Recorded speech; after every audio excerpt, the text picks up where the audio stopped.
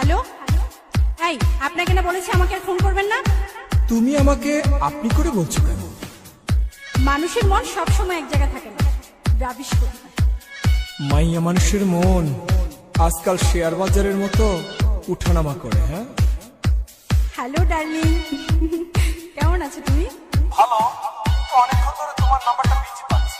আর বলো না, অচেনা একটা নাম্বার থেকে আমায় ভীষণ বিরক্ত করছিল। রাখো তো ওসব কথা, তোমার সাথে কখন দেখা হচ্ছে সেটা বলো। ভীষণ মিস করছি তোমায়।